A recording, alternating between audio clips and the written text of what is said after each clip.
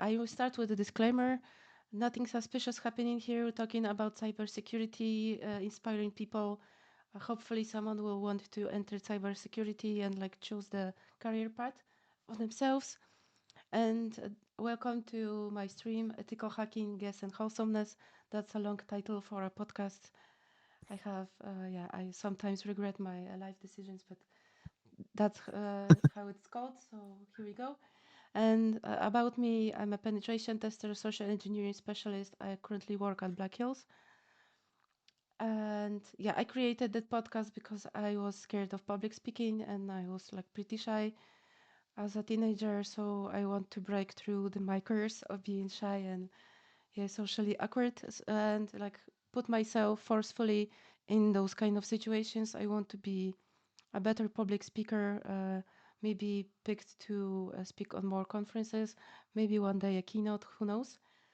And why am I here? Trying to highlight people that are important to me, to the industry, give them a scene to talk about themselves, but also maybe inspire other people, give them an idea how awesome cybersecurity is. And like for me, it's my dream career path. So I'm really happy. Maybe someone else will feel inspired as well.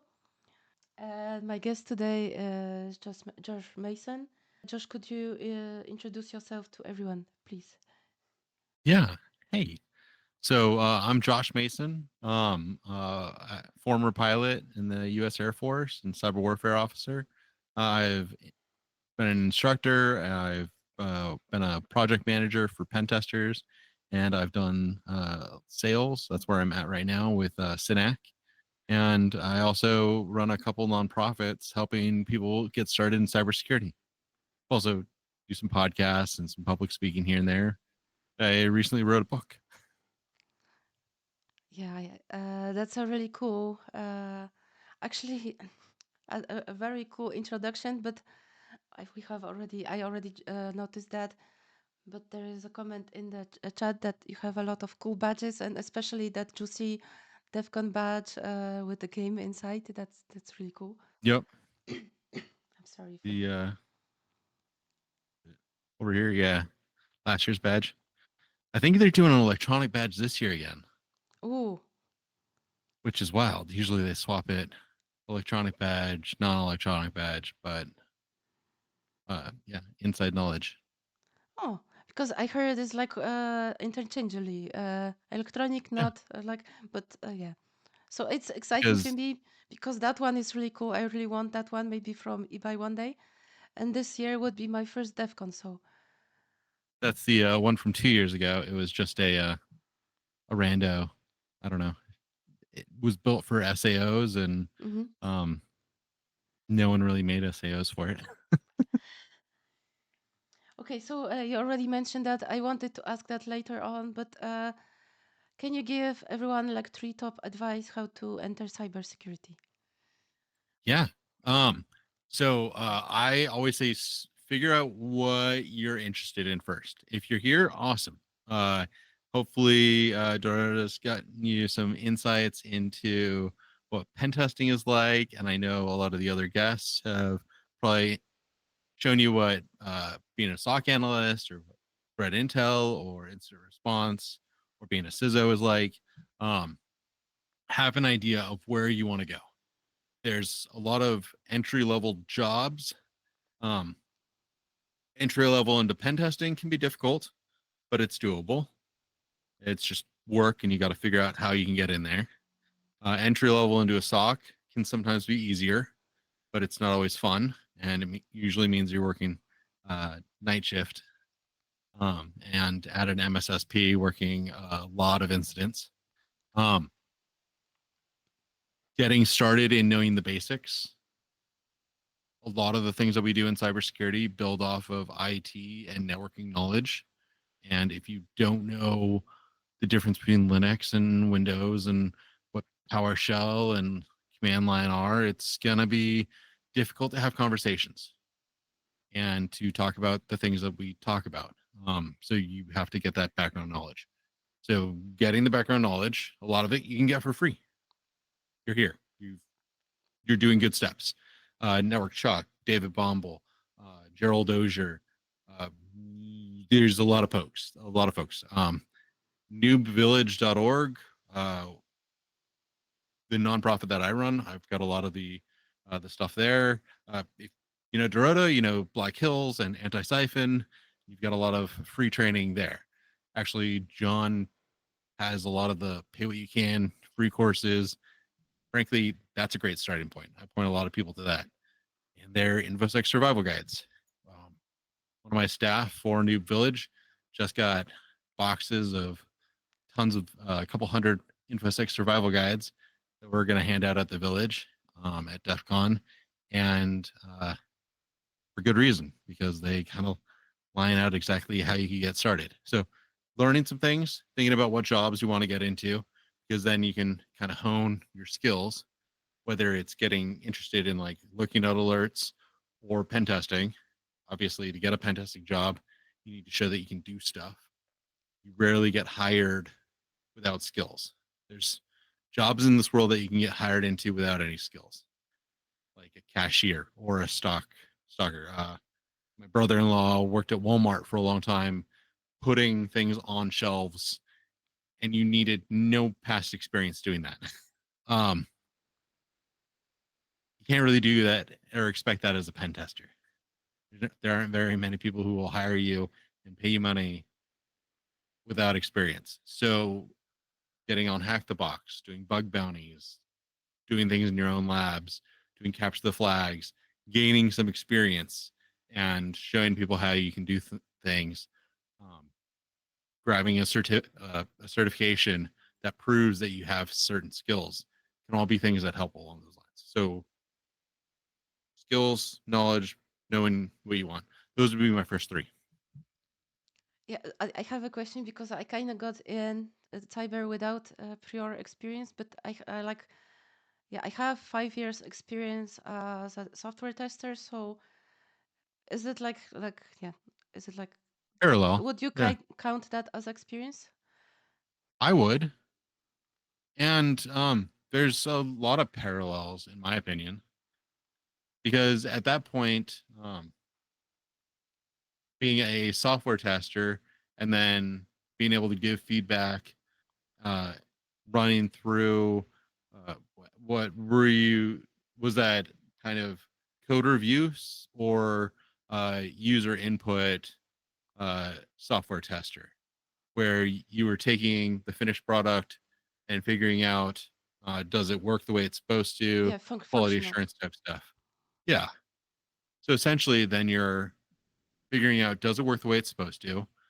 You probably get use cases and um, uh, some inputs on how things should be run, and then you start thinking about how things uh, might be run incorrectly, Yeah, how and then to you get break it. feedback on how it breaks, and then frankly, if you're good at that process, then you're a pretty decent pen tester. And if you can understand what's happening underneath, a lot of web app pen testing, you don't need to know what the ports and the protocols are doing per se. If you know that if I do SQL injection and I get this information back by putting in this input, I mean, you can make a lot of money on bug bounties being an expert at SQL injection and nothing else. Yeah, that's actually a fair point. Yeah. Okay, so thank you for answering. That's a great answer, actually. And I wanted to take 3 steps back. I wanted to ask you first, who is Joshua and what makes you smile? Yeah. So, my wife and I have been married for 16 years this past May, and we've got a 10-year-old and 7-year-old daughters, and they're amazing. They're actually, I feel like they do more on the weekends than I do between gymnastics and theater. My 7-year-old is doing, I think, between last night, today, and tomorrow, like 20 hours of theater rehearsal for Cinderella, and she doesn't even have like a main role. She's just in like the chorus. Um, it's her first musical, and she's really excited about it. And on Thursday, we went and saw one of our friends. Uh, she had just moved up, I think, into the teenager version of like the same organization, and did their first musical for the summer, and it was really awesome just to see my daughter with like her friend and mentor who's like twice her age, but who like inspired her. Um, I don't know. We're kind of a musical family. My wife played guitar and bass and drums and piano in high school. I played trumpet and I've been in choir. I've got like uh, it's a Irish whistle on my desk Oh, that I'm trying to learn because my daughters play Irish whistle and violin and mandolin. oh wow. So yeah, I don't know. I try to have fun with stuff like that. Like, there's a chance. It's weird if New Village works really well this year. Ironically, I might not be there next year because I might be in Ireland cheering on my daughter if she's doing a Irish music competition on fiddle next year in Ireland because it's the same week. So, you know, got to make choices. But family, Family comes first. yeah, Yeah, but that's like we, a pretty cool story. yeah, You have like a very musical family, and I think that's great. we travel a lot too. The last 2 years we did like 4 months on the road each year, um, traveling around in our travel trailer. We saw a bunch of North America both years. Last year was a lot of the Northwest going up into uh, Canada and British Columbia. The year before it was going up and seeing like the Great Lakes and then up into Quebec and then back down. So yeah, a lot of fun. I think my kids have been to more national parks in the last 3 years than I had gone to my whole time growing up, and I was a Eagle Scout, so kind of wild. Whoa. Oh, actually, you said you went to Canada, so it's my dream to see that lake. Did you see Lake Louise? Yeah, Yeah, that's great. It's beautiful, right? yeah, it is. We're actually planning to go back to Lake Louise next year. I think it was one of our favorite places. Um, A lot of people propose there. It's like a very special spot, I think. yeah, up at Canada's version of Glacier National Park. It's kind of cool. We're I look forward to it. We got to walk on the glacier up there, and it's crazy because there's a chance like my grandkids won't be able to walk on that glacier because it could be gone. So yeah, Yeah, it's wild. everything changes so fast right now. It's yeah, blows my mind sometimes. Yeah. Okay, so thank you for answering. That's amazing, actually, and I feel like I know you better a bit, and it's like really cool. You have a family like that. And another question is a bit more on the professional side, and it's a long question. It's two questions, but I will just ask them at once, and you can just pick which part of the questions you want to answer. So, what inspired you to become a cybersecurity professional, and how did your career path lead to you to become interested in becoming a cybersecurity advisor and a solution architect?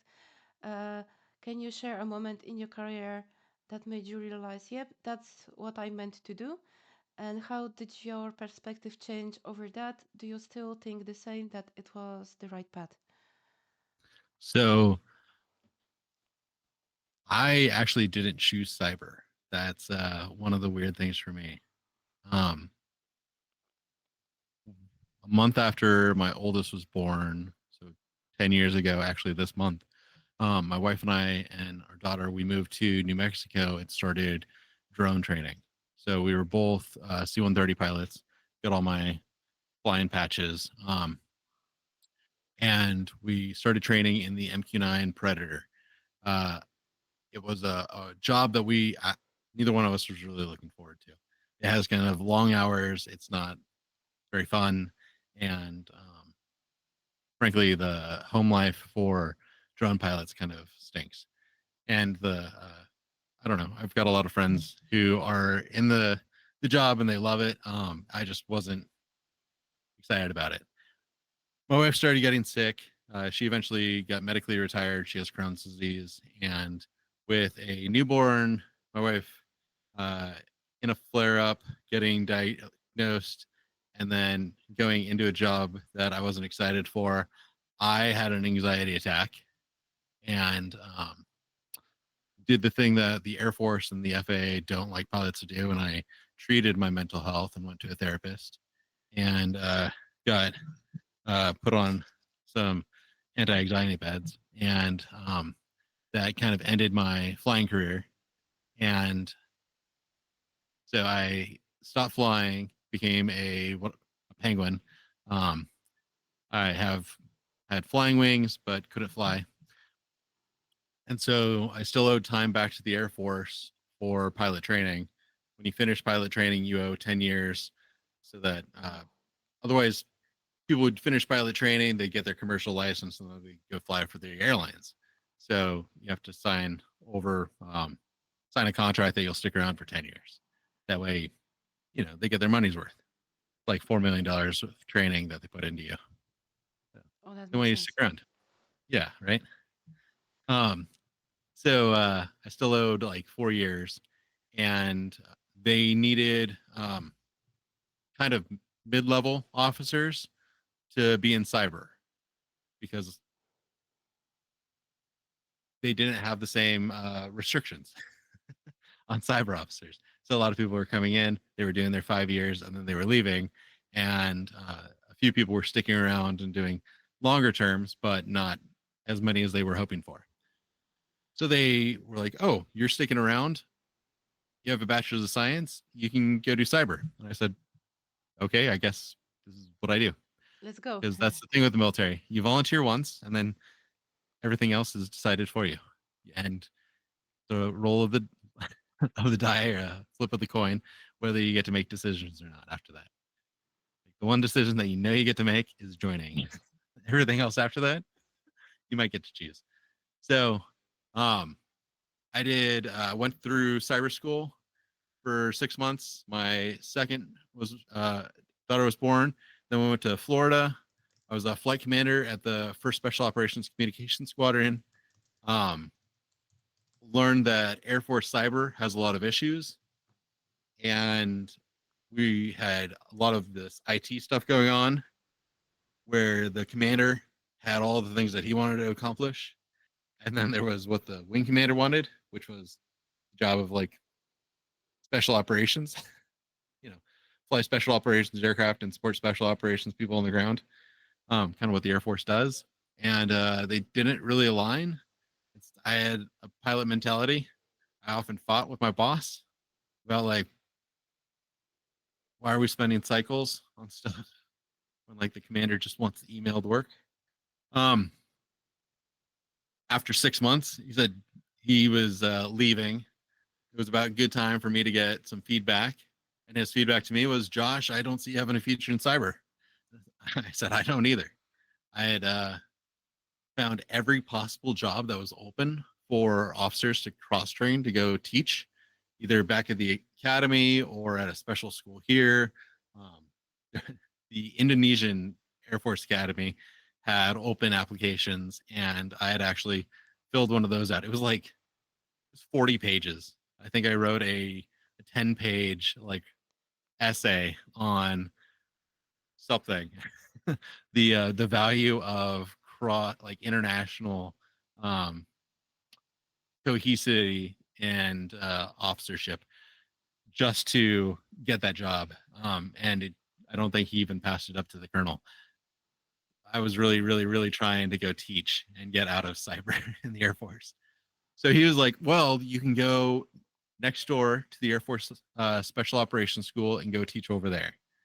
And I did. I went and taught Introduction to Special Operations and uh, SOF, Air Command and Control, a bunch of not cyber courses for about a year and a half.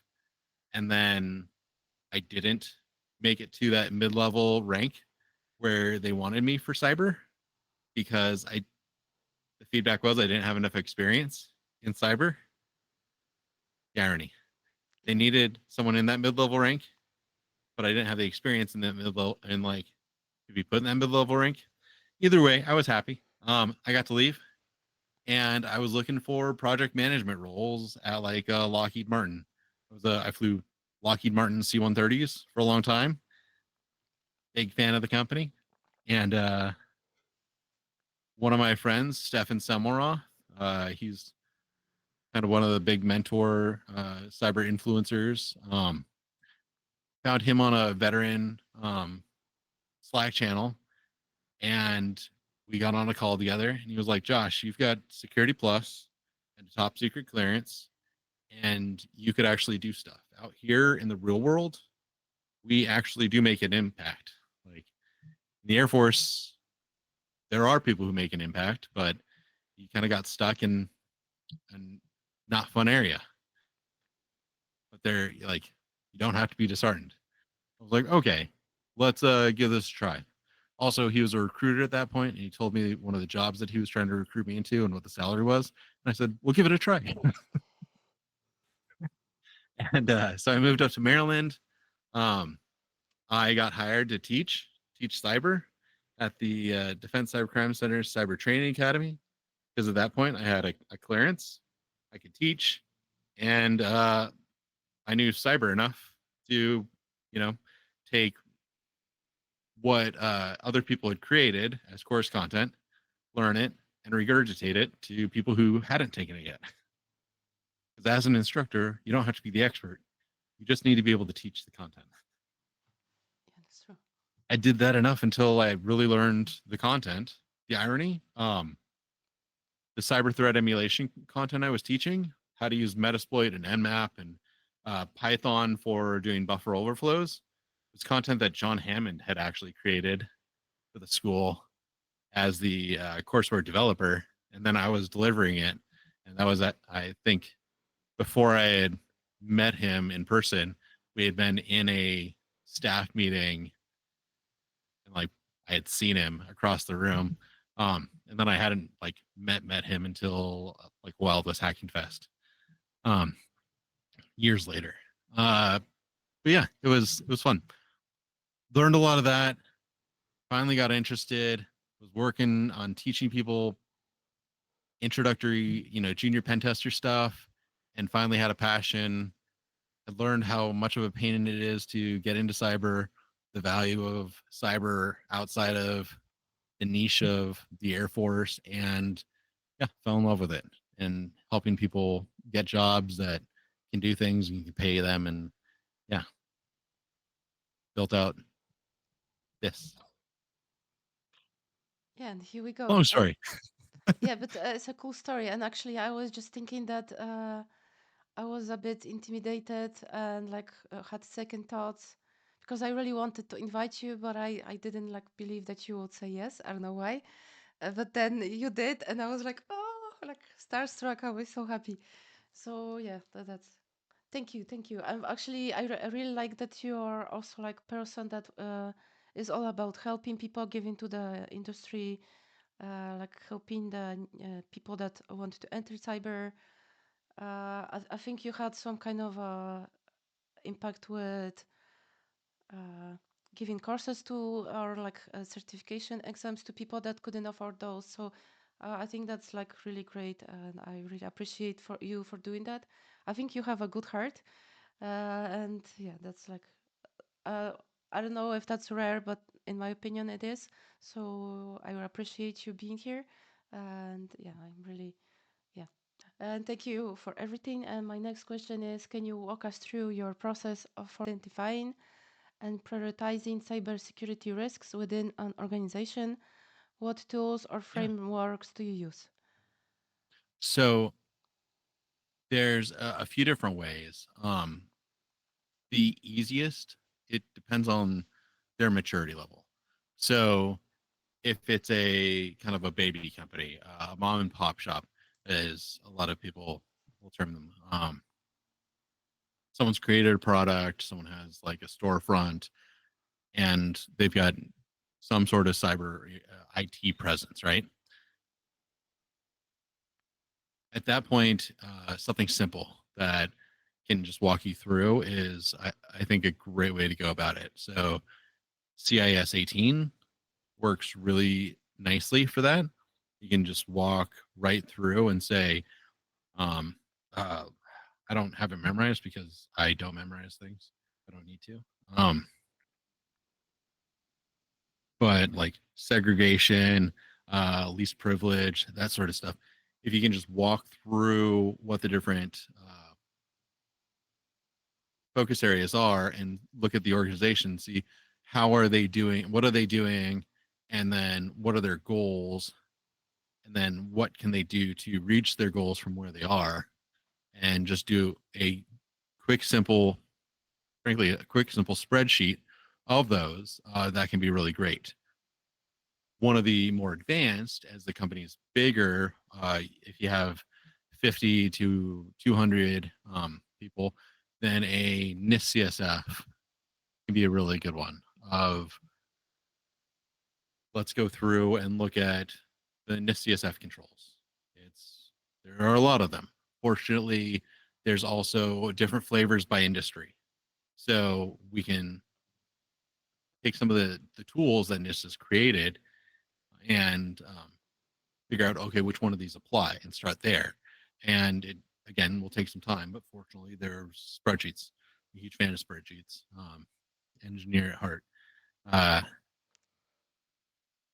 but you can be like, okay, this applies, this doesn't apply, and once you figure out which ones apply, then where are we, where do we want to be, and then start figuring out how do we get from where we are to where we want to be, and then figure out what the priority of those steps is going to be.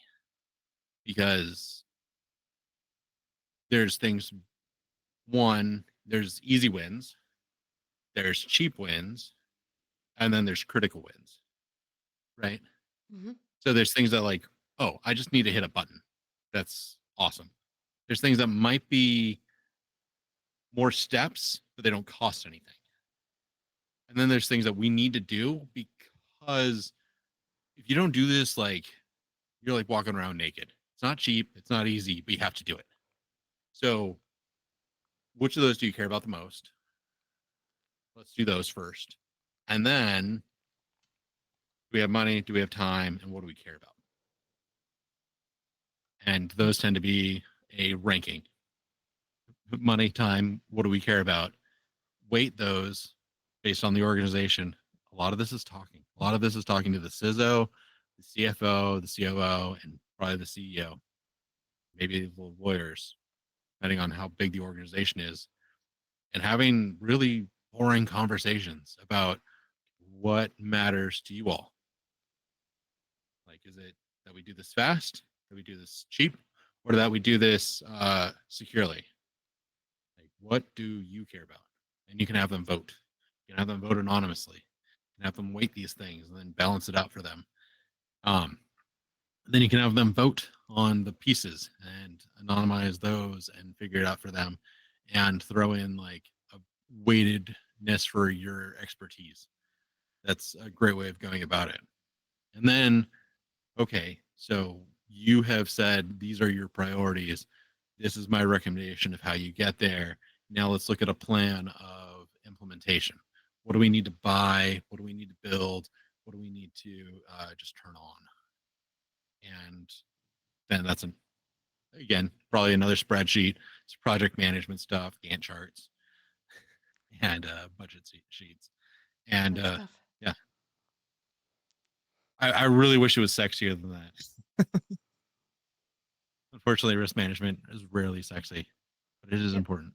yeah, but also like in pen testing, like not everyone likes reporting, but I think it's the most important part. So I think every job in cybersecurity has a part that is sexy and that is like maybe a bit less, maybe more paperwork, because we are people that take care of the technical part, but also we work for the people that have the money and do like make the decisions. So yeah, Very, very true.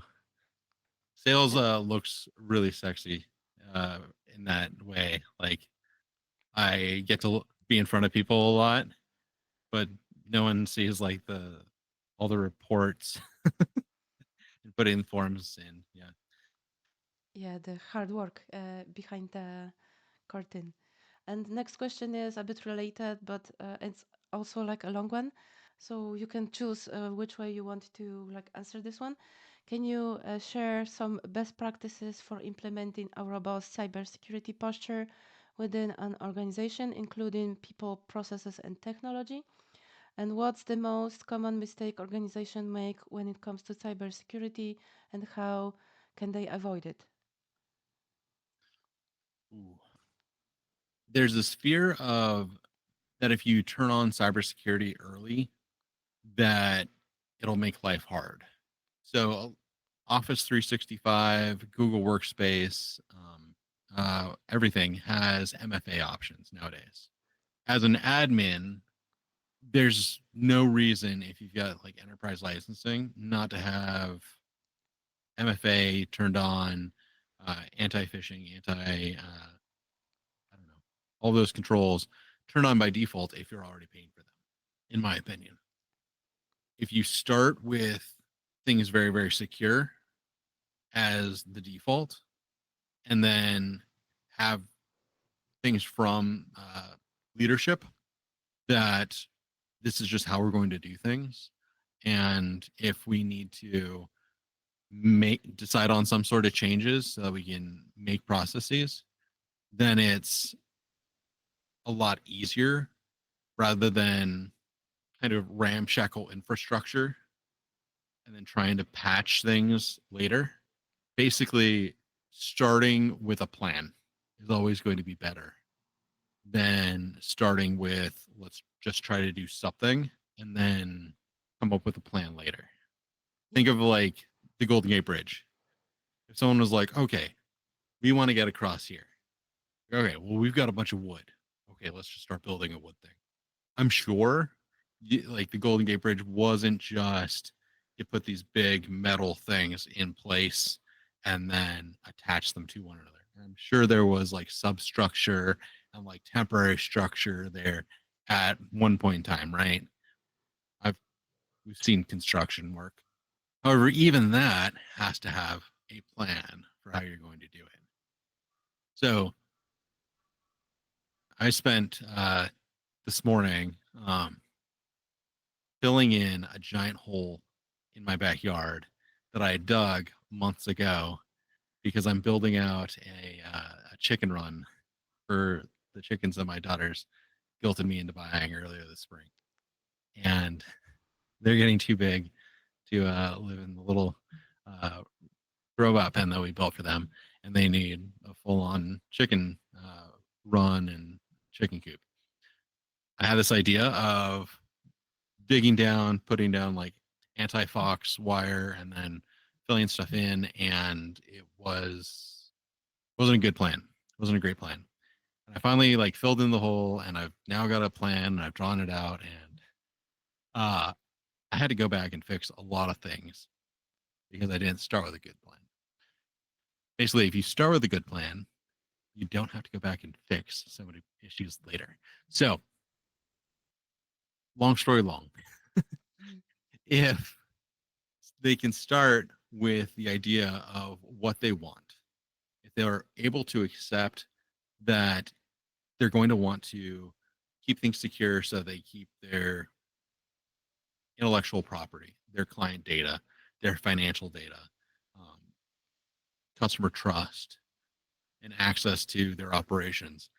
They want to maintain all of those things, then they're going to need to make smart decisions with their IT and cybersecurity. It's just a factor. In the same way that if you own a building, if you own a storefront in New York City, you're gonna need locks and cameras and like things that cover the front of the store at night. It's just how you do things, right? Mhm. Now that you've got a storefront or a presence that's digital, you need all those same things. It's not a choice. You want to continue working, you have to have these things. Yeah. Yeah, that's actually good answer, and you described it like I can imagine like the chicken situation. So it was like a good way to explain. Thank you. I have two more questions into that, and then I will change the subject a bit. So, how do you think organizations could balance the need for security with the need for innovation and business growth? Are there any specific strategies or trade-offs you'd recommend?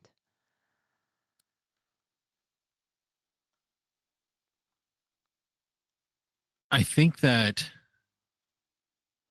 again, if it's thought out, it really doesn't change a whole lot. So you can have innovation and have security at the same time without sacrificing one or the other if you have a plan. So the big thought of like, oh, we want to build this thing, but we might need to make some choices that aren't necessarily secure. Well, are we thinking about things poorly? Are we putting practices in place that are just poor practices? So I think of like cloud development, API keys, access keys, authorization levels. I've done some cloud development for training, ironically, and building virtual machines and using like Docker containers to create dev environments to build virtual machines and needing authentication keys and admin access to like the cloud environment and to the Docker and to the final product. It can be a pain in the butt to set up initially. And it might seem really, really hard to have someone who's dedicated to managing that. And it might seem silly to have all those practices because you're only in a dev environment. However, there's ways of setting it up so that you set it up once and then it's done. And if you get in the practice of just setting it up the right way the first time, having it built out correctly, and then it's smooth and it's just a simple workflow. I eventually got to the point where I had a script where I was able to safely pull keys where they were saved properly, um, both from our key repo using a YubiKey on my computer that then connected to everything else. And then I didn't even need to input passwords, but it was able to get all of the keys that it needed. I didn't have to put any hard coded like passwords or usernames in there. I remembered one pin and then had a MFA on my phone. And then uh, I only needed that every 30 days. Otherwise, I could use the YubiKey. And it was simple. Ran the script. It would either ask me my pin or I just touched the YubiKey and it just ran. And I had my dev environment built. Nice. And it was really freaking secure and it worked. And frankly, it took them a little bit of time to set up. But once you set it up once, you can just reuse that whole thing again. And if they had set it up at the beginning, then we could have used it for years without needing to change anything for multiple projects. Just, change what is part of the process. So I don't know. You can be innovative and still do things the right way. A lot of tools, GitHub, Amazon, Google Cloud, uh, Azure, they're all making it possible to be both innovative and secure. And sometimes they're forcing your hand anyways, which I'm a fan of. I like a good product that's like, no, you will be secure. I think Twitch is that way. Yeah. Kind of a fan. Thank you. That was a good answer and like well explained again. And my like last question from that collection is what's the most effective way to educate employees on cybersecurity best practices and how can organization measure the effectiveness of their training programs?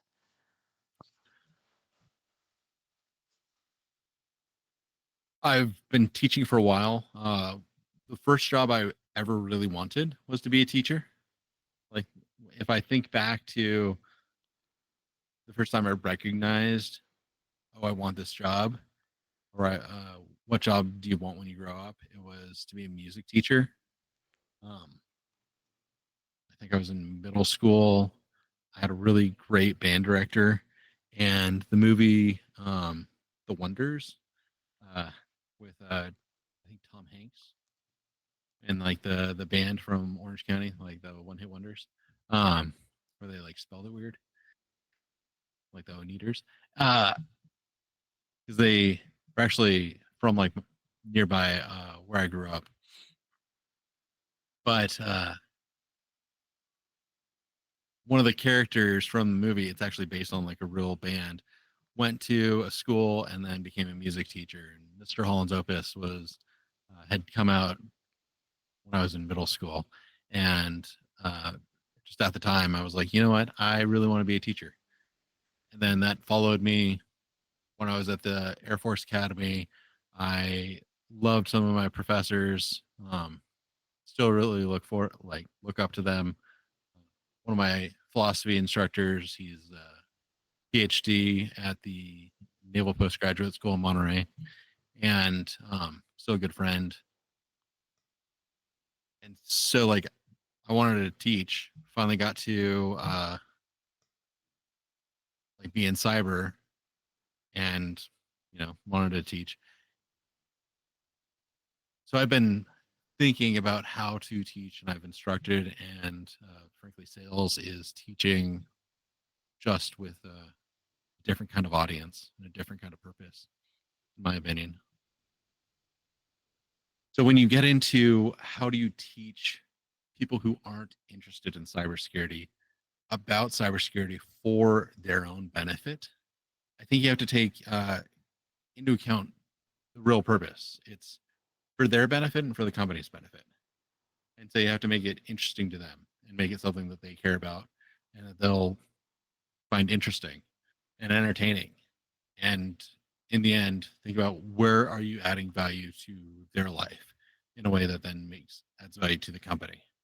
Frankly, I think what it really comes down to, you know what, I even run into this with cyber people, is the idea of people being scared of things that they really don't need to be scared of. Um, like we're prepping for DEF CON, and there's folks who are like, should I take my phone to DEF CON? Like, can I connect to That's the a good Wi-Fi question. at DEF CON? Like, yeah, DEF CON's got one of the like safest networks in the world. It's got the best network security people managing the knock. Like, think about it. Like, who manages the knock at DEF CON? It's like the best network security people in the world, right? It's their knock. Like they're not hired by anyone. They're volunteering. Like they care. They want to catch the bad guys. Like this is their chance. Like I'll put that out there. Like someone prove me wrong. Someone tell me a story about like how they were hacked. I would love to hear it. Um, One of the things that moved me up to Maryland was uh one of the things that got me really into offensive security was learning how to build malware for iOS devices. I interviewed for an intelligence community role as a contractor to build malware. Um, it's incredibly difficult. Like what they were paying those contractors to build malware for Apple devices for a government agency to utilize against enemies of the United States, how much power and time and effort they were putting into it, you're not going to get hacked. You're like, if someone has that capability, I know who they're selling it to, and I know how much they're selling it for, and they're not going to waste it on you, basically. And then on your computer, if you're running Defender and you're not doing anything stupid, you're probably going to be fine. If you stick to the CTF, if you're not the classic, if you don't do anything stupid, you'll probably be fine. The things people need to look out for are scams. They need to, if someone asks you for money, figure out like, should you be giving them money? If your bank says, hey, uh, the classic ones, Nigerian prince scams, your bank or PayPal or Amazon asking you to log in, put your information in, and validate stuff. Uh, I got hit with an account takeover for Twitch and for Steam. Um, it was in a Discord server. I got a DM, and it was someone said that they had a code for free Nitro on Discord, and you just had to connect your Steam account. And it was 3 in the morning. I wasn't thinking, and as a cybersecurity person at 37 years old, I clicked on it. It took me to the login page. I put in my Steam info. Didn't think about it and what the URL said. After I hit enter, realized, oh no, now I know what I just did. And I had to recover my Wow. Steam account. Yeah. Fortunately, Steam knows this happens. They have a process for recovering it. Oh, good. And even though I've got a saved credit card account in there, you have to still know information about my credit card to use it. So, yeah, those are the things that people need to worry about. Yeah, good answer. Thank you. Partially answered that question, but maybe you want to add something to that one. What advice would you give someone just starting out in cybersecurity career or looking to transition into the field from another background? What skills of experience you most valuable to start with?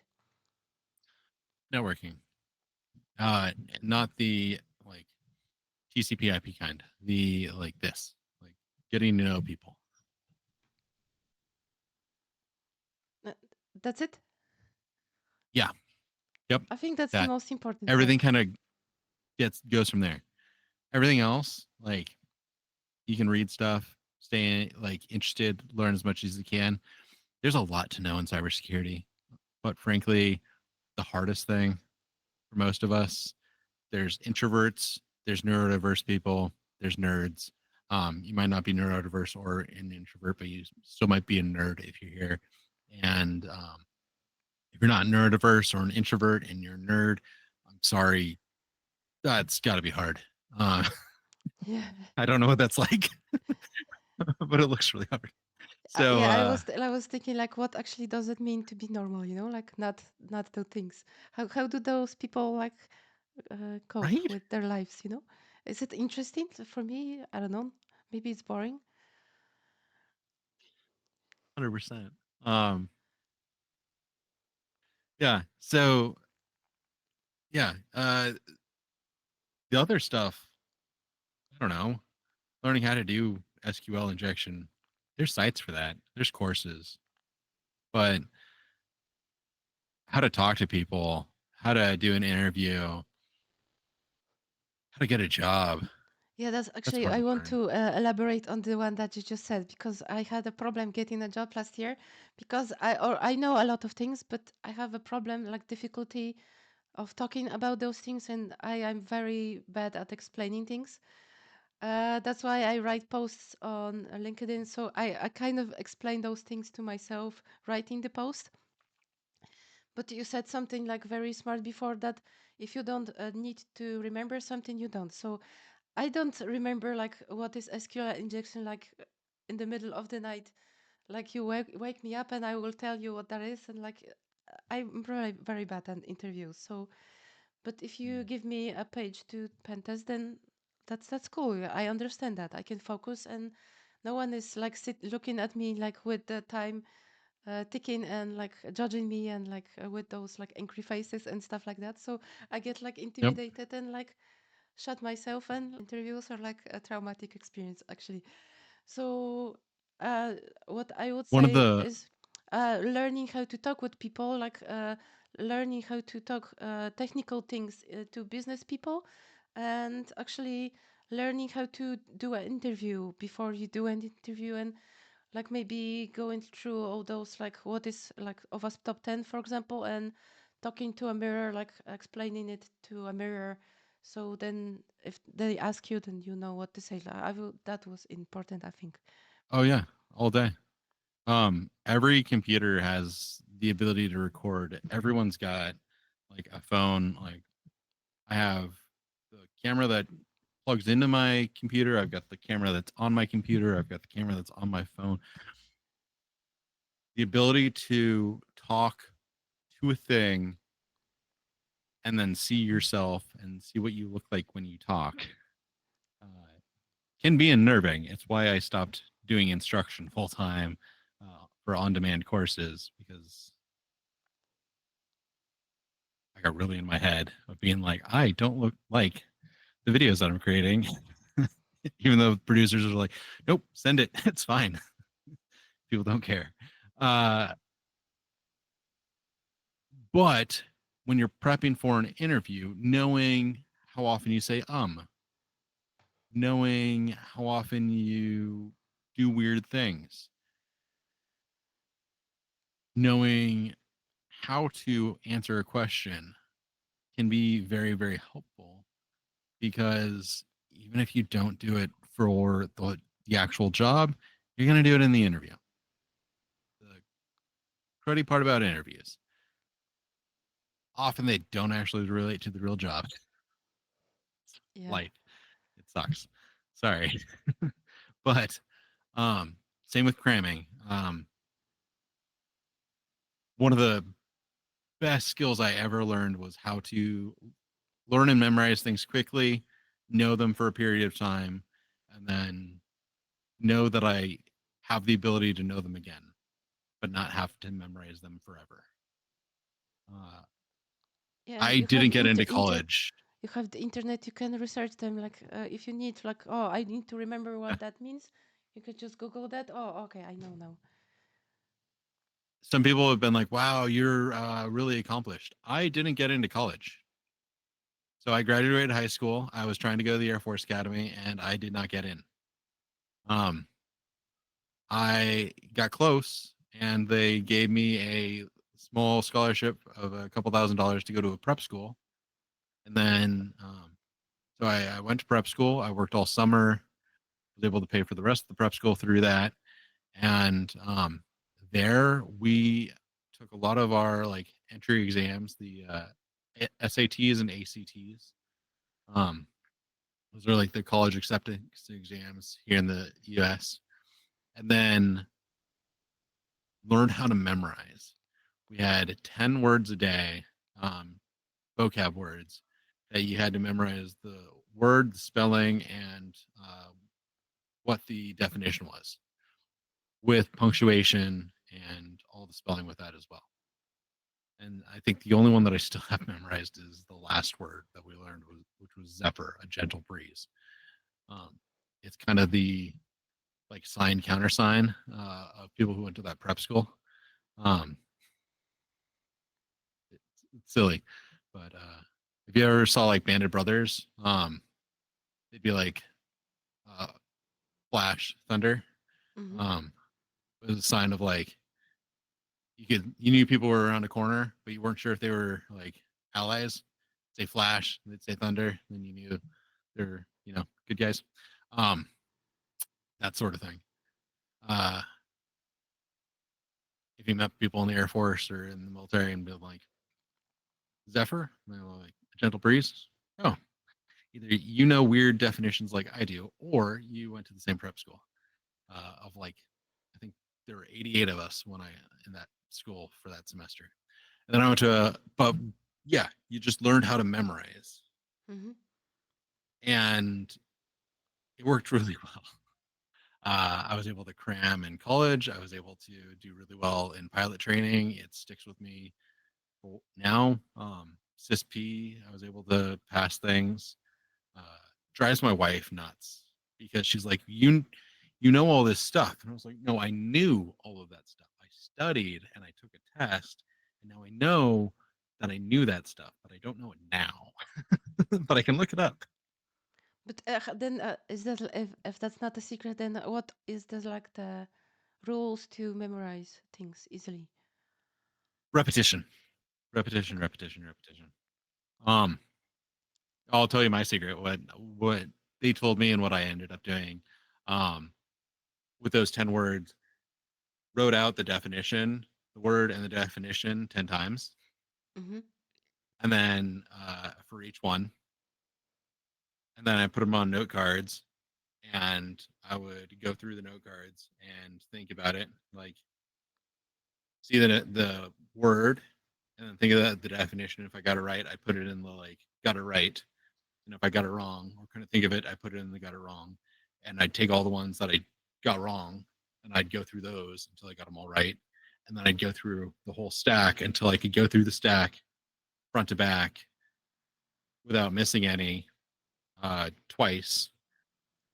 And at that point, um, when I started it all, it took me like half an hour to write them all out and go through the stack.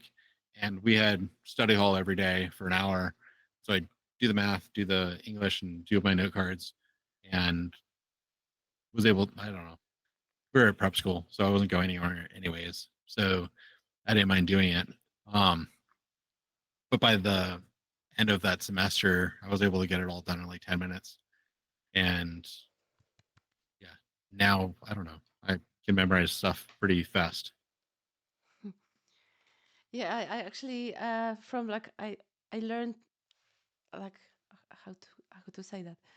I was learning a lot of things through my life because I'm a learner. I like learning. So, but I learned like read about this technique that if you trying to memorize something, you need to write it on a piece of paper and put it in places that you often look at. So it's like maybe a bit awkward thing to admit in public, but I was learning Japanese, so I had hiragana and also CISSP, did CAI triad, like written Mm-hmm. on the door of the toilet because, like, look at it and like above my desk and like in the kitchen. So, Mm-hmm. and then it actually works because then you look at it and then oh you're not in your thoughts. You look at the paper, and then look, I have like this thing that I read text whenever I go. It's like on the stars and like I'm driving a bus or something. I just read everything. So I read everything. Oh, I remembered it. So maybe that's helpful for someone. I don't know. A lot of people, when they are learning a language, putting labels on Oh, the things things. around the house, yeah, That's really is smart a too. good idea. Yeah. Thank you for answering that question. I will like jump into another barrel now. And Yeah. what would be your advice of becoming a good mentor? And on the other side of the coin, how to find one? Ooh. So finding someone who you gel with. Ironically, they don't even need to be like more advanced than you. They just need to be someone who shows up consistently and that you are comfortable meeting with, and who you can like bounce ideas off of, and who you find wise. Does that Mm-hmm. make sense? They don't Mm-hmm. even necessarily need to be knowledgeable, just Mm-hmm. wise. Um, can be a good mentor. So the best places to find them are in communities. So Discord communities, on live streams, on LinkedIn, at conferences, in at meetups. So uh, DEF CON groups, ISC2 local groups, ISACA groups. There's a I don't know. Depending on where you are in the world, there are a lot of local meetups for cybersecurity people. But there's definitely communities online. Black Hills and Anti-Siphon community. Simply Cyber, New Village is growing. Cyberspeak Labs. I am. I'm in like. I think I maxed out the number of servers I'm on Discord. that most of them I never have the time to go to, Yeah, but same. there's a lot of them, and a lot of them are really, really good. And frankly, if you show up and you're a nice person, like you're gonna find other nice people. And if you stick around and see someone who has a willingness to help and a willingness to like when you ask questions, they answer things nicely, and you like that energy, ask them if like you can meet up and ping more ideas off of them. There's Cyber Mentor Dojo. Is that still a thing? I think so. I think it's a yeah. Um, it's like a formal but free way of like connecting with people who want to be mentors. In the U.S., is Federati still around? I used to mentor on there. No, looks like it had issues. Um, I don't know. There, a lot of these groups, if you show up, you can find someone who's willing to help and who has like willing to meet up every once in a while. And what do you think about people that like want you to pay for their like time as a mentor? Would I you don't know. advise like doing that? Like, is it a good step?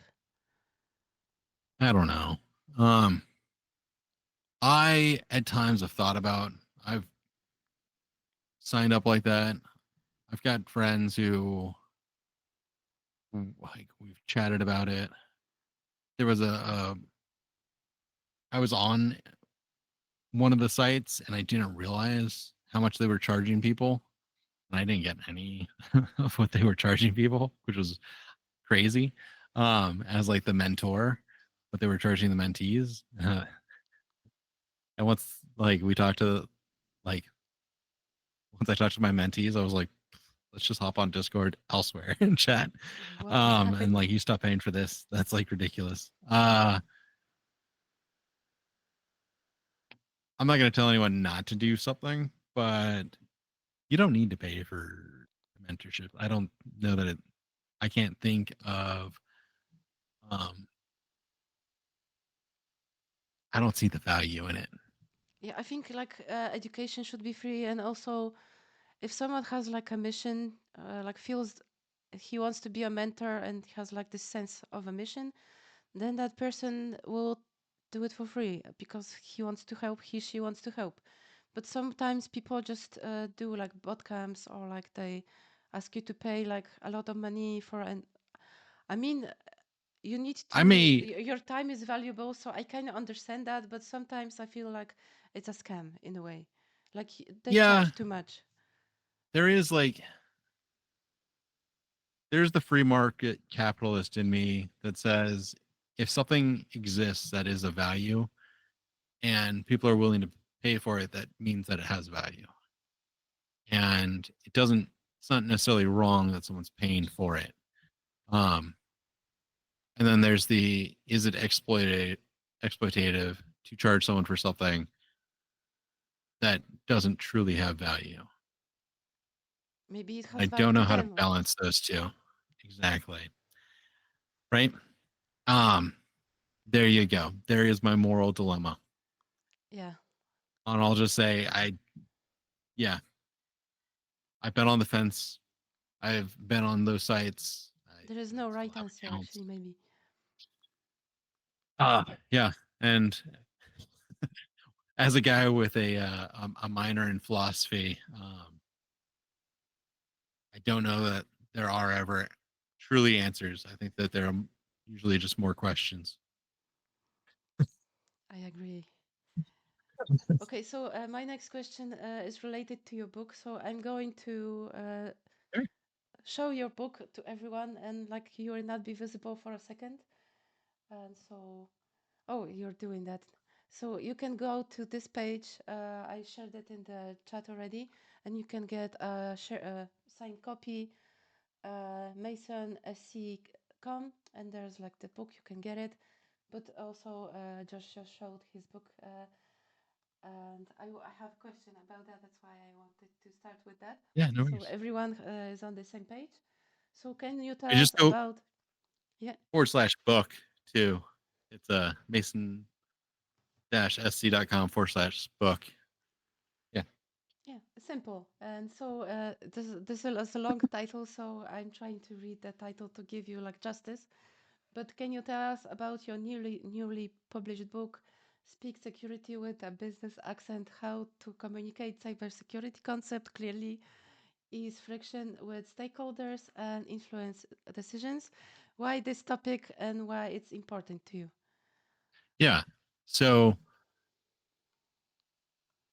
I told you about my first job in cyber when I was at the at Com Squadron, and um, we were managing IT for this base of like 7,000 people. I think we had 9,000 endpoints because there was the unclassified network and then two different levels of classified networks, and then because it was a special operations base, there was other unclassified and classified networks as on top of that. It was fun. It was a mess. And It was a fun mess of managing like I think 6 different network types on the space. Some of those actually none of those did we actually own. We were tenants on them. Because there were AppNet and SoftNet and SOCOMNet and things like that. And so the fun of it was trying to understand what like the business impacts were, the operational impacts were of the decisions that we were making in our like IT world, and how they would affect planes being able to deploy or do training or get out the door. The phrase we often used in the military to go and do the actual work, because the actual work was rarely done in the United States, and especially in the special operations world, the actual work is always going on. And if you find out about it, it means they did it poorly or really, really well. Um, One of those two. And When I got to the special operations school, I had a lot of bad habits that I had carried over, and finally had a direct manager with like a high amount of wisdom. He was a civilian at that point. He was a retired colonel. He'd spent a lot of his time in Air Force Special Operations, a lot of that time overseas, teaching people how to fly military aircraft in other countries. The irony. That's what a lot of special operations actually does. And he eventually became the dean of the special operations school. But he sat down with me and recommended some books and got me into stoicism. Oh, And one of the books that really stuck with me was How to Make Friends and Influence People, and several books on stoicism, things like principles. One of my favorite being Memento Mori, remember that you will die. And mhm. the Marcus Aurelius quote is, or attributed quote is, remember that you will die. Let that determine what you will do, say, and think. And the combination of being purposeful, knowing that you can't control all things, but you can control what you're going to do. And then knowing that if you can't control all things, you can't control other people, but you can choose how you're going to act, and how you act can influence your ability to help or hinder others, and how you can make them feel, and how you can make them care about what you're saying is huge. Takeaways from How to Make Friends and Influence People actually carried over into how we taught. Yeah, Some of the topics that we would cover, some of the things that we would discuss, putting things in terms of the other person's interests. For example, the things I know about you that uh, you work for Black Hills, that you had a background doing uh, testing and that you're a pen tester. If I wanted to explain things in terms um, that might be obscure, for me, I would tend to pick things that I think would fit that mindset, that that would be framed in analogs to the to what I think you already know, because it would make the most Yeah, sense. that's smart. That makes sense. Yeah, And that's a Dale Carnegie principle, speak in terms of the other person's interests. And it seems obvious, but too often people don't do that, which is wild.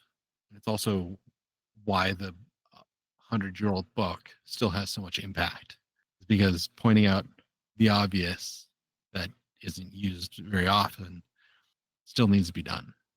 And so taking a lot of that stuff, seeing how my friends who are consultants and CISOs and pen testers that I've worked with when I was at pen testing firms, making recommendations and sending over reports, and hearing uh, or friends who would do a pen test and then a year later do the same pen test and find the same problems and be frustrated that nothing was fixed. I hate that. And even if you make the best report, maybe it's maybe there's something that we can do, not in necessarily how we're reporting, but maybe in the language of what we put in the executive summary, maybe in how we relate to the client CISO or vulnerability manager, that can help them in their battle with their leadership or DevOps team or whomever can make that change, so that we don't see it again the next year. So can we become a chain of influence? Because if you point out to them that this is a critical and it needs to be fixed, they go, "Oh, okay, yeah, I know that's a critical and that needs to be fixed. I'm on board." And then they go to their leadership and they go, "This is a critical and it needs to be fixed." And they go, "We don't care. We have business to do, and you're saying we need to slow down and not do business." And that's not what we do. We do business. Okay, I get that. Now we need to chain influence. How can we put things in our report that speaks to, yes, to our client who cares it's a critical, needs to be fixed, but also gives them the language to empower them to speak to their CFO, saying if this doesn't get fixed, then we might lose revenue in the next quarter. Whoa, that sounds way different than this is a critical and needs to be fixed. Now they're hearing, oh, we have an issue that could hinder customer trust and lose us revenue and market share. Yeah, that's good. You have to explain it And in a way that the person will understand, so they understand money and losing money. exactly. And while again, that might seem obvious, you're like, oh yeah, of course. Like, don't they know that? Shouldn't they be able to make that connection when I said it's a critical that's two and two makes four? But they don't know that math. They heard two and two, and they heard circles and squares means stars, and they don't know circles, squares, and stars. They, um, we're literally speaking a different language. So even though it's the same language, so that whole speak in terms of the other person's interest, they are the people who manage the budget, who will say, yes, we are putting people, time, and budget to fixing this issue so that it doesn't come up on the next year's pen test. They don't think in terms of criticals and CVSS scores. They think in terms of customer trust, revenue, and market share. So in our pen test report, can we use language that, one, yes, helps the CISO, the Vol manager who's going to read it and thinks in our words how we think, but also gives them words that they can use, because they might be like us. They might not be thinking in all the, stupid business terms, because, Yeah, but that's actually, not real.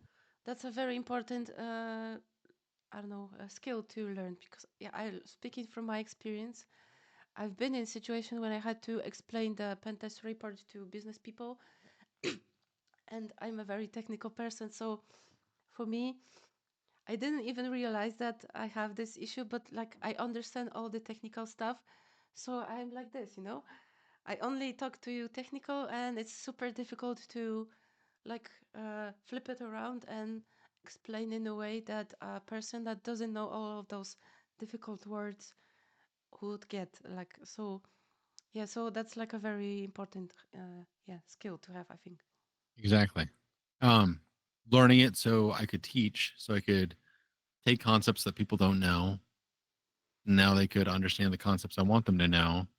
The best way to do that is to understand where they're coming from and then be able to transform those things on the fly. I mean, it's the best part of like teaching improv.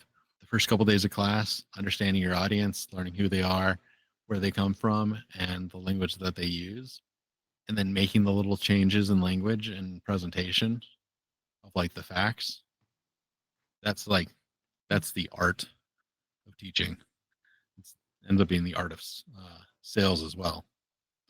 But that's truly the art of being a really useful cybersecurity influencer. That's the term I use in the book, and that's why I created the book, because I can only be on so many podcasts at a time. Yeah, but thank you for explaining. I think it's an interesting book. When I saw you like published one, I thought, okay, I'm adding that to my bookmarks. I want to buy that one. And I will so, be.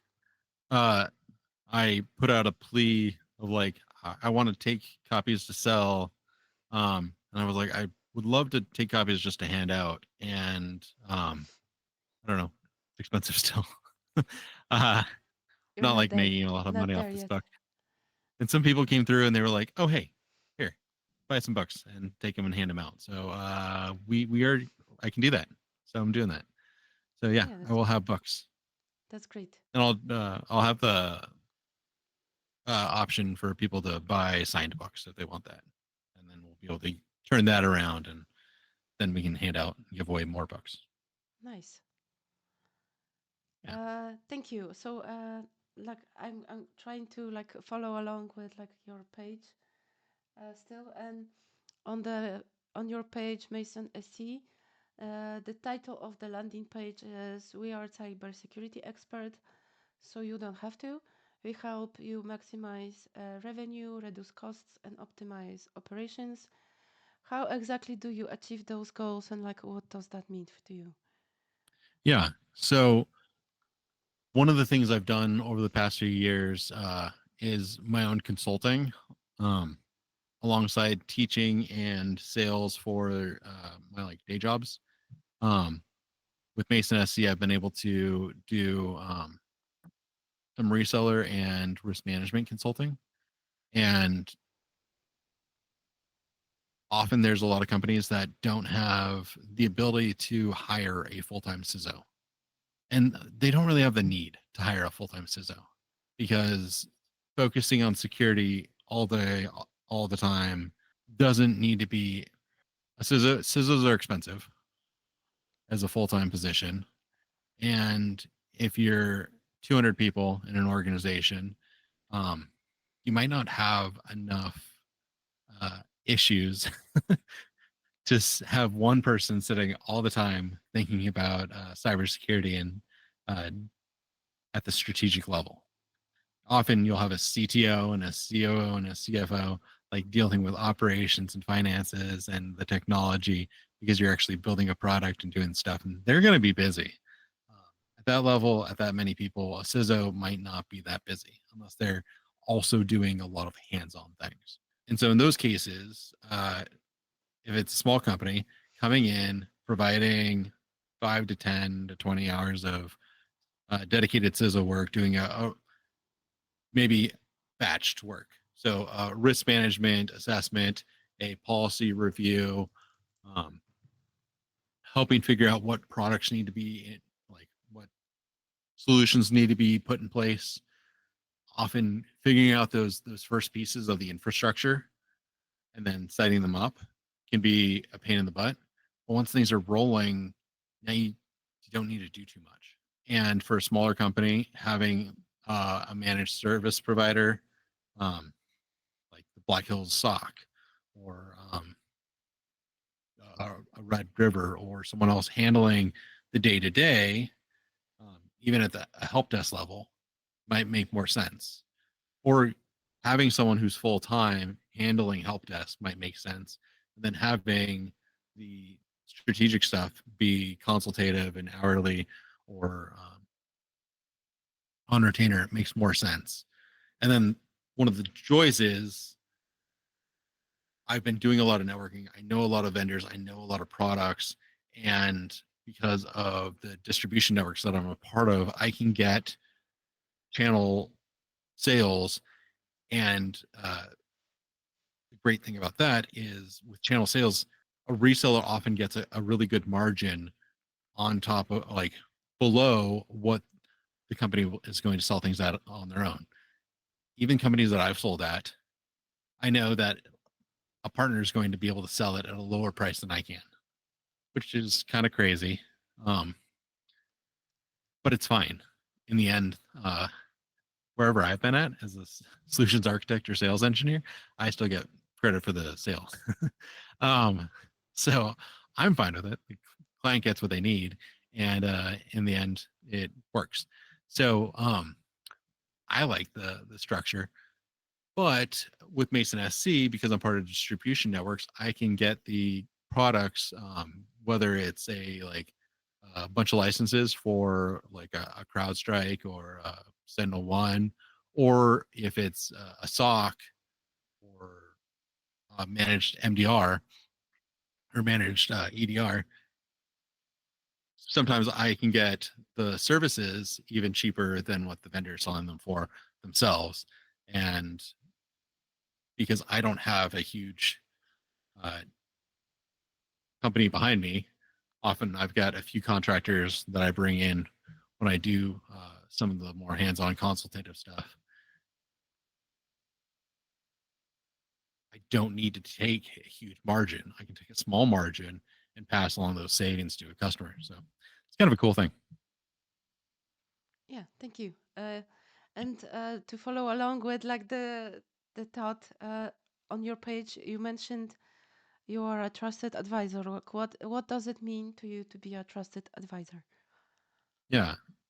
So part of that is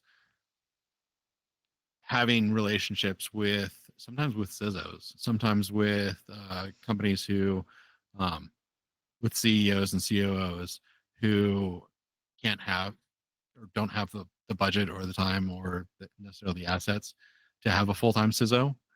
Hmm. And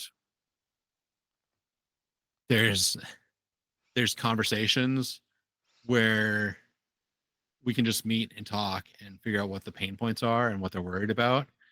And actually, I've got several like Slack, not Signal messages that just go back and forth. And some of them, I think of if it was like a lawyer on retainer, you might get like charged for it. For some of the others, I know, I know like when they need a product or they're going to do an upgrade or they need a pen test next year, um, I can resell one to them and find them the right vendor that's going to treat them right and get them a good price, and I can make my reseller margin on that. Uh, and I can handle that whole relationship and sell it to them and handle it the same way an in-house ISO would, and then just make sure the invoice gets to their people, then track it and bug the vendor and handle things with the distributor in case any of it goes wrong. And then for my clients, all they have to do is have one single point of contact, like Josh, like what's going on? Or excellent, like this is what we want. And then I can handle all the rest. I become the trusted advisor to them. Yes. And yeah, the rest is handled.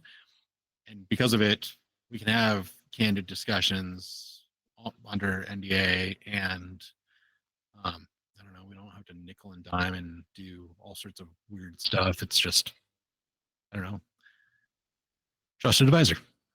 Yeah, yeah. So, and not to dance around the subject, just like uh, straight to business and Or like yeah, yeah, yeah. I it's one understand. of Like those of like for my they're not brain like, is oh, I don't want to bring this to you because I don't want to be charged for bringing you issues. So they're like, oh my gosh, like, hey, we're worried about this. Like, what would that look like? And we can have candid conversations of, well, okay, yeah, I saw that in the news too. Um, I don't know if it affects you because of this, or this, or it might affect you because of that. Like, yes, you all have this turned on, right? And you have that turned on. It's like, okay.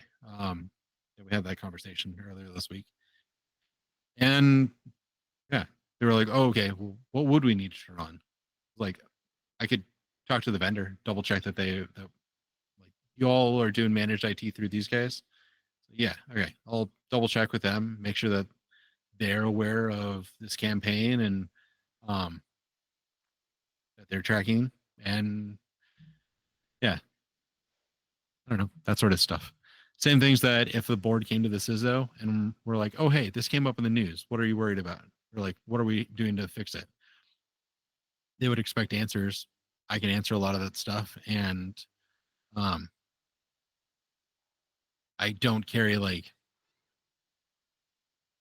because I'm not responsible for it. I'm just handling the relationship. It's the client and the vendor. And like I just become the connective tissue there.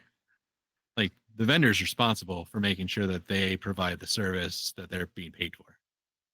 But they don't necessarily know how like the CEO of this company doesn't necessarily know how to talk to the MDR provider. They just know that they're worried about a thing and they don't know necessarily how it might be protected. So yes, I maybe can do the intimidating. translation. Yeah, that's Yeah. good. And then And they that's why I get can paid that margin. yeah, then they can feel like, oh, they will not feel like they're sound like an idiot or something because they checked with you and they understand how to ask these questions, what to ask, and like maybe the some of the questions are already answered by you. So I think that's like a pretty cool. You explained it well, and yeah, thank you. And I want to like I'm trying to go to the closing questions slowly, and I just wanted to because you mentioned stoicism. And actually, I encountered that a few years back as well. And before, I was a person that took everything to heart, and like every criticism, I felt like, oh, this and this. And I got sick. So then I felt like, oh, I wanted to control my life. But actually, I realized I cannot control anything in my life. So things just, I had a plan of career for myself and slam, you are sick and you cannot do all those things anymore. So and then I discovered stoicism, so it was kind of like mind blowing for me and like a new way of looking at life that you cannot really control life or other people. You it's pointless to try to fix people or like I don't know, make them change, because if someone doesn't want to change, they will not change. You know, like can stand on your head and nothing will happen. But that person has to have the need to change first, and then it's or if you look into your own life how hard it is to change yourself, then like it makes no sense to try to like change other people. But that you cannot control other people, I already said that, but you can control your own behavior in situations. That was something that was really helpful to me. And so I cannot control life, but I can control how I react to situations. And like if I lose a job or I get sick or something like heartbreaking, I don't know, my cat dies or something, or I don't pass OECP, and maybe then I can maybe cry or I don't know, have like a panic attack or I don't know, feel hopeless or like go like feel depressed or like I can go all those negative emotions, but also I can rewrite the scenario to my own positive like outcome and learn from the experience, and maybe then I will another situation like that, and then I will come from a place of knowledge then, and I can react in a like educated way. So how I used to be like very negative and very like, oh, I will cry now because this happened to me. And now I'm a person that I go from growth mindset now, and I think, oh, what can I learn from this situation? And also, everything is a lesson. So I think that's important to look at it that way. And everything is something that you, yeah, can grow of. So things happen. I believe that things happen to you for a reason, and that's how I decide to look at life now. So not, oh, I something happened, I'm going to cry, I'm depressed, like, because like being stressed and like being like crying and like having like very emotional reactions doesn't really change the situations I'm in. It just makes me sadder, or like, I don't know, makes my skin worse. But thinking like growth mindset, like from a positive place, actually helps you resolve the problems you have currently, and you are not stuck in like the negative thing, but you, how I can resolve, I had this happens, so how can I resolve the situation? what is the what are the next steps? So now, instead of like, oh, like, oh, crying, I have like, I'm very goal oriented. And yeah, so when I lost the job last year, first thing I thought, oh, I always wanted to start a podcast and like have a Twitch stream. Oh, why now? Why not now? I have so much free time, I can look for a job, but maybe I can do something creative because I have a lot of creative energy and I don't really know where to put it. And yeah, actually, interviews are not like very creative, yeah, task. So I just wanted to say that, like, I also like encountered Stoicism. The Daily Stoic is like a very important book in my life. And yeah, thank you for like mentioning that. So I can share like my new point of view. Love it. Okay, so next question: is there any novel research you are working on? Ooh. So I am still finishing out a second book. This one with Ooh, Pact. It's actually the beginner's guide to cybersecurity. And I've finished the writing. It's all with publisher Pact now and the editors. So they're going through it, and we constantly fight because they want it to be like a textbook, and I want it to be more like a readable novel. They're like, "Oh, does this need citations?" And I'm like, "No, this is just no. Like, I don't need a citation to explain the CIA triad. Like, just let it be." yeah. Uh, You're explaining that well, from where your does it own come point of from? view. It doesn't matter. Just yeah. It's not a technical research paper. It's not a textbook. It just let it live. Just let it be. Um, yeah, it's made to be the beginner's guide. I thought if you're if you're 12, 18, 45, 82, whatever, don't know anything about cybersecurity, want to learn about cybersecurity, you see this book, you pick it up, will it make you interested in finishing the book? And in doing so, will you learn what information security is, some concepts about cybersecurity, and make you want to learn more about cybersecurity in the end? And like, what are the jobs? How could you get into the jobs? What's the community like? That sort of thing. So, That's pretty yeah, cool. I had actually had a encounter with Pact. They wanted me to write a pen testing book with Python, and I don't really like Python, so it was a no for me. But I would like to write a pen testing book in the future.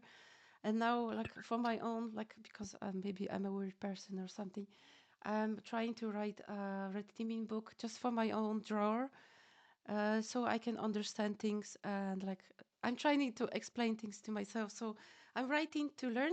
So maybe I can use that book sometimes in the future, or like create some content with that. So I think that's yeah. I really like to nice, learn. So yeah, that's how I manifest. very cool. If you do end up writing a book, don't do it with Pact, but let us know, and like Jason Blanchard and Philip Wiley and I will and some others will connect you with uh, companies that will help you write it and sell it. Nice. Thank you. Yeah, there's Uh, a lot of good publishing companies. yeah, actually, I heard things about Pact that made me think that maybe not with them, but yeah, thank you for like being that person that says that to me as well. They they try. Yeah, but that's important. They're They have a doing lot of good their best. authors. They have a lot of good people there. Um, their organization is difficult to work with. Yeah, Okay, be very diplomatic, but yeah, thank you. Okay, so my next question: what is your ideal career path? And I have like 4 questions that I will be closing up with, but yeah, that's my the ideal. I'm sorry. my your ideal future career path. If you like have in mind, oh, Ooh. I want to be a astronomist or something. I don't know. That's like I don't know. Uh, I am starting a second podcast that is a D&D role play podcast oh that's yeah, infosec that's very based. cool. I saw it. I've gotten addicted to like D&D role play like shows and podcasts, and like as I was doing the work in the backyard, I listened to like 4 episodes of the Dungeons and Daddies pod season 2. Um That's so cool. and I watch a lot of Dimension 20 um from Dropout, like the former College Humor folks. And it's I don't know that that's going anywhere. I try kind of the stoicism thing. I don't know where I'm going to be in 20 years. I don't know where I'm going to be in 10 years, but we'll figure it out.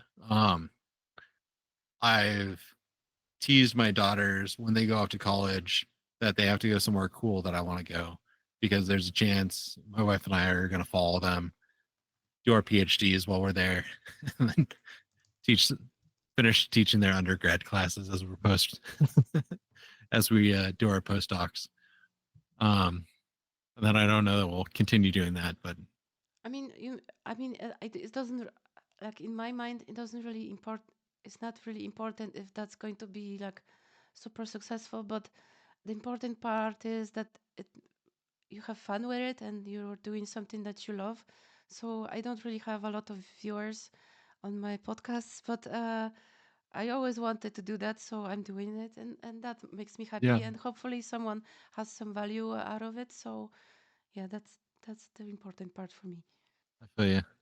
Yeah, so thank you for answering. That was like, yeah, pretty cool. I'm going to watch your podcast. Uh, so my yeah, like closing up. So if you could go back in time and give your young, I'm sorry. Let's do No it again. problem. If you could go back in time and give your younger self one piece of advice, what would it be? Um, That's like a difficult question, perhaps. I don't know. One of those things. I think of like the Back to the Future, Terminator type movies where you go back in time and like what could you improve? And I don't know. Like there's maybe some things I've learned through like therapy and relationship stuff. Um, through like the discovery of stoicism and just relationships with people. But I don't think anything much deeper than that. Maybe, yeah, that just like value the relationships that you've got with folks, make that worthwhile. Yeah, that's a great answer. Thank you. I'm sorry, I was typing because there was questions in the chat, Yeah, I saw. but I was I'm following listening along because like, on my other screen. okay. What's your favorite hacking related story? Either something funny, surprising, or just unforgettable. We like stories, so maybe you have something juicy. Uh, I was a project manager at a firm a few years ago, and one of our pen testers was working on a web app, and he figured out that like on the back end he could change the like price of a product um, by capturing it in burp, by capturing the request and then like changing it as it went through. And at first he reduced it down to like a penny, and he was using you know a fake credit card for testing, and it went through. He was like, "Oh, this isn't good." He basically did like a gave himself a 99.9% discount on the item. Um, and we I like told the client like almost immediately like, "Oh, hey, this is happening." Um, Fortunately, we were testing in between drops. It wasn't like always live. Uh, they were doing things by drops, so uh, their next drop was like 2 weeks out, so they had time to fix things, um, which was good. But then he found out that he could actually put negative numbers in, and he saw a positive value on the like fake credit card account. So he was actually able to like give himself a refund when buying something, and that one was really interesting because I think it ran through PayPal. Uh, like they had it tied to the PayPal API or stuff that like maybe it wasn't PayPal, but it was another intermediate API that they didn't have control of, but how they were utilizing the API was funky. And yeah, he was basically able to pay himself by capturing the payment information as it was being sent to the payment vendor from their site. Uh, that one was, yeah, good catch. Actually, that's pretty cool. And I was once I had a pen test for a bank, and it was like one of the coolest ones that I remember that I could, with the information from the previous payments, I could like use the account ID and wire money to my own account, like with like a lot of money, you know? Yeah, it stopped because it was a test, so you have to stop at Yeah, yeah, certain points because then you look malicious. But it was right. like pretty cool. I was my first experience to have something like that happen. So Wild. thank you for sharing this cool story. Yeah. Okay, so three last questions, and maybe someone will have something in the chat. People are gathering. But can you share what is your favorite hacker themed movie or a TV show? I think Hackers is still my favorite. Um, yep.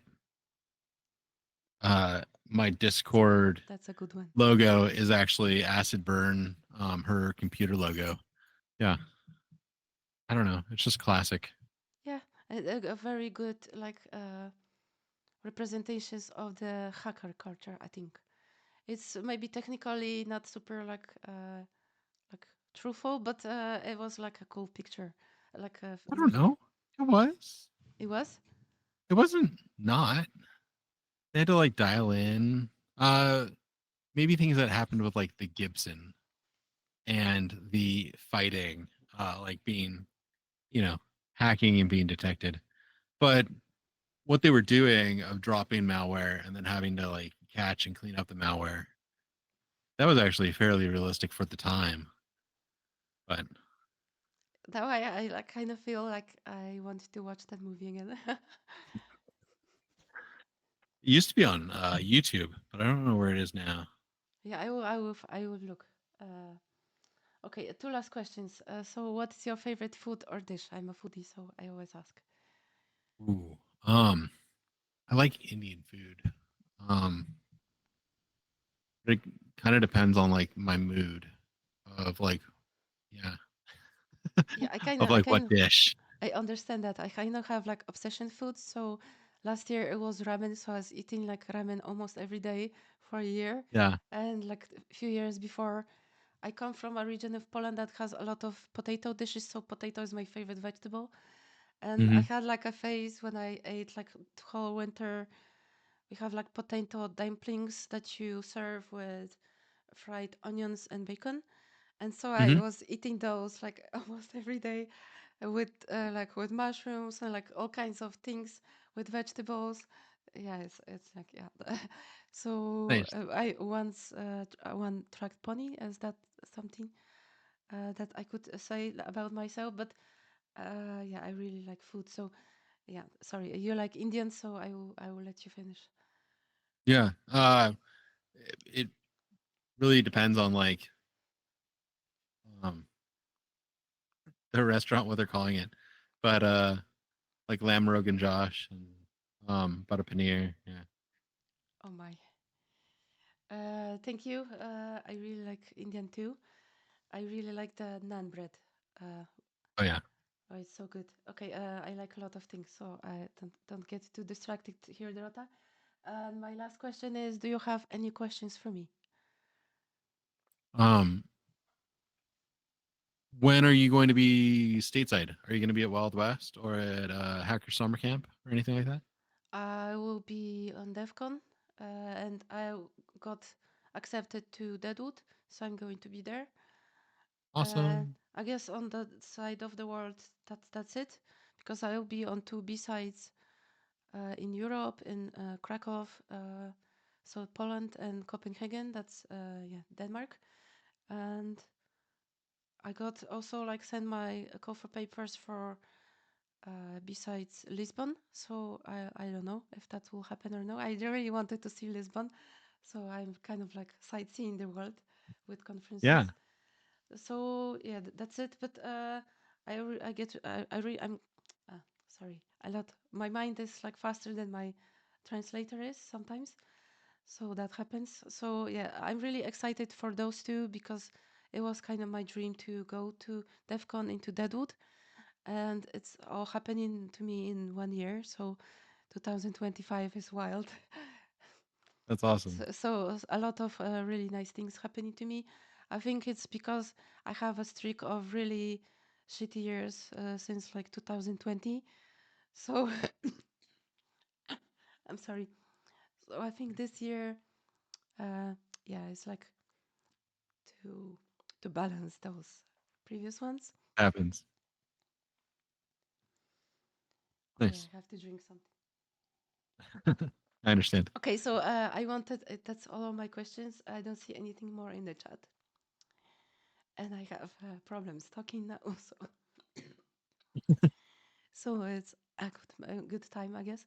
So I wanted to Yeah, thank you for coming. I feel really like honored and grateful to you for, and also like for spending so many time with us, because usually people say, okay, 1 hour, like shut it down, you know. But thank you. And if you want something to say at the end, now is your time. oh, thanks.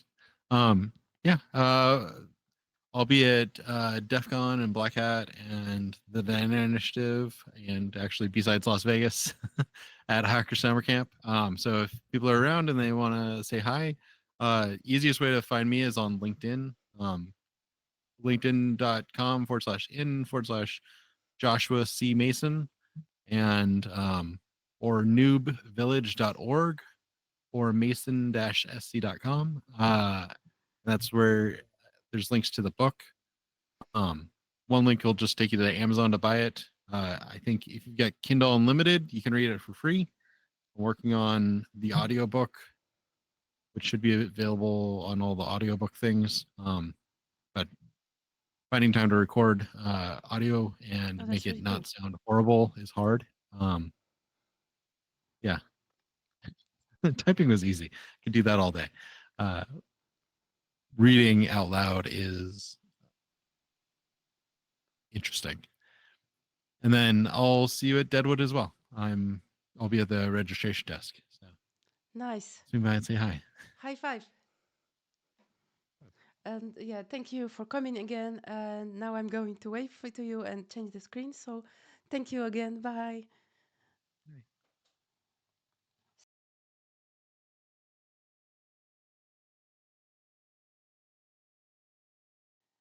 Yeah, and yeah, thank you again for coming. I appreciate all of you, and also to a person that gave me a subscription today. I'm very grateful. Thank you so much, and hopefully see you next week. And yeah, on LinkedIn and whenever or conferences. So I'm waving, but you cannot see me. But imagine that I'm waving like bye.